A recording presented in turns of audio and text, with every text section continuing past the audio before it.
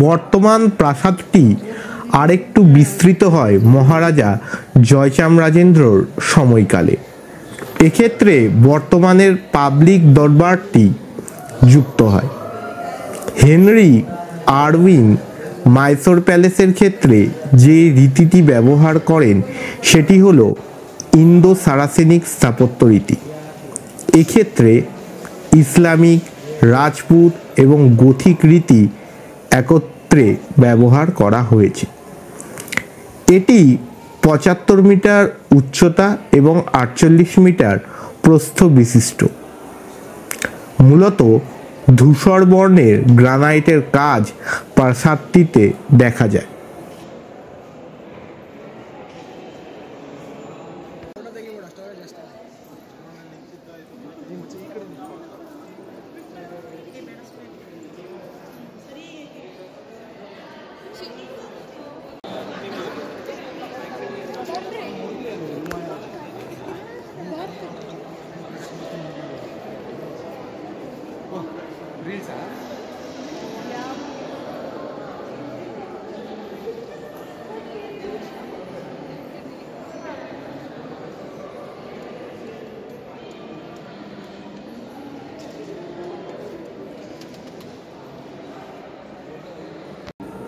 প্রাসাদটিতে বেশ কিছু টাওয়ার দেখা যায়।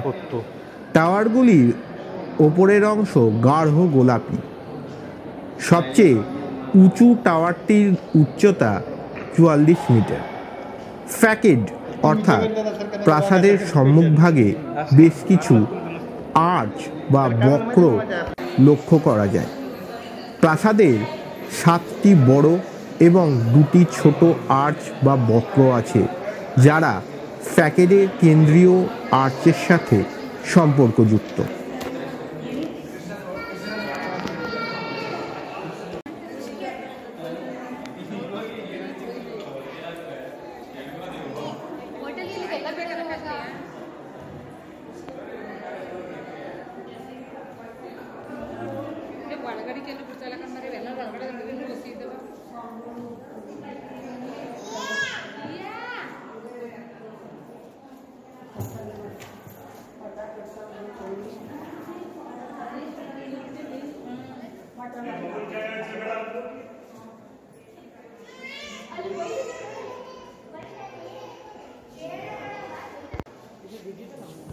দরবার কক্ষে কল্যাণ মণ্ডপ দেখা যায়।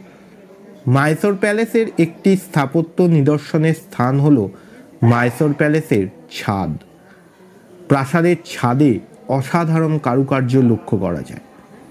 মাইসোর প্যালেসের মূর্তিগুলি দেখলে সত্যিই আসল ভেবে ভুল হয়। প্রাসাদের বিভিন্ন স্থানে মূল্যবান সিংহাসন, আসবাবপত্র, আয়না, রত্নখচিত গয়না, বিভিন্ন মূল্যবান চিত্র রয়েছে। আবার প্যালেসের দ্বিতলে বারান্দা এবং বারান্দায় থাকা স্তম্ভগুলির কারুকার্য ও তার রং এর ধারণা দেখলে সত্যিই বিস্মিত হতে হয়।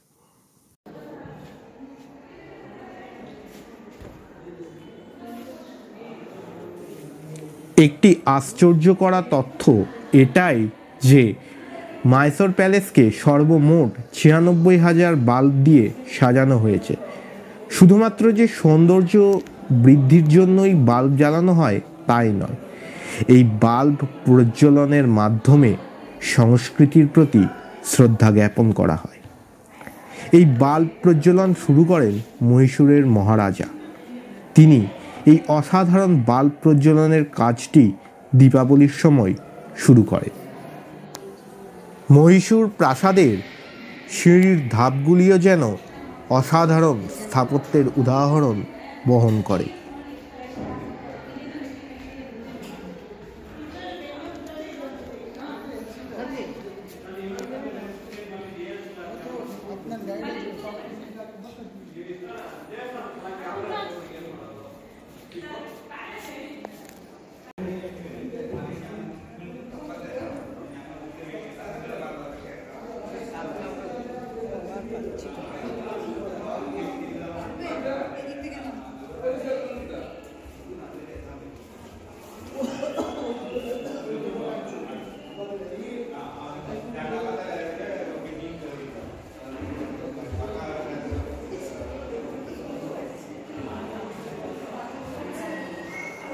তবে সময়ের সাথে সাথে প্রাসাদে থাকা বেশ কিছু বস্তুর ওপর প্রাচীনত্বের ছাপ পড়েছে। তবুও সামগ্রিকভাবে মাইসোর প্যালেসের মন্দির ও প্যালেসের বাইরের ও ভেতরের স্থাপত্য কাজ আজও অমলিন রয়েছে। তো মাইসোর প্যালেস নিয়ে এটা কিছুটা ইনফরমেটিভ হয়ে গেছে ভিডিওটা, বাট আমি চেষ্টা করলাম যতটা আমি পেরেছি ততটা বলার, কারণ আমি আগেই বলেছি আমার ইতিহাসের জ্ঞান খুবই সীমিত এবং আমি মনে রাখতে পারি না খুব ভালোভাবে। তো তবুও ইন্টারনেট থেকে আমি স্বীকার করছি অকপটে, আমি ইন্টারনেট বই এগুলো থেকে যতটা পেরেছি ততটা বলেছি। দেখে হোক বা কিছু করে হোক, দেখে হোক লিখে হোক বলেছি। তো এটা হচ্ছে এক্সিট গেট দিয়ে বেরিয়ে যায় আর কি।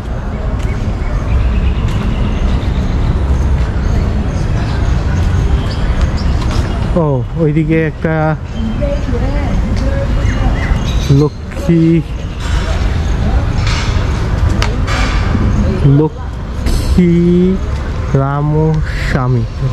রমনাথ স্বামী মন্দির আছে। এটা আমি বাইরে থেকে দেখাবো, কারণ ভেতরে তো এখানে ক্যামেরা নিয়ে ঢুকতে দেয় না, ফটোগ্রাফি করতে দেয় না, করাটা উচিত না।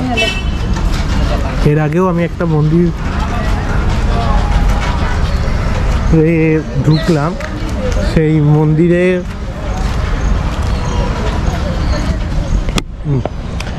মন্দিরে সেটাও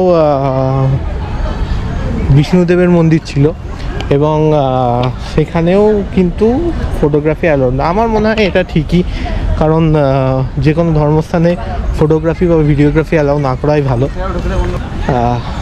আর আমারও এটা কেমন লাগে যে মন্দিরে ঢুকবো, সেখানে ব্লগ বানাবো, বাইরে ঠিক আছে, বাট ভেতরে ঢুকে অপশান থাকলেও ব্লগ খুব একটা বানানো তে আমি পক্ষপাতী নয়, প্রথম কথা। আর একটা কথা যে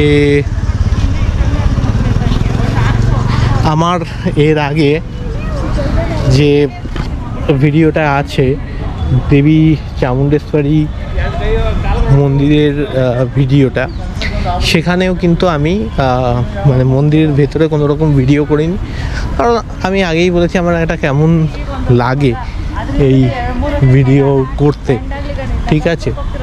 সো আর করিনি, আর সেরকম কিছু দেখানোর নেই এখানে, সবই দেখিয়ে দিয়েছি। এবার বৃষ্টি আসছে, বেরোতে হবে।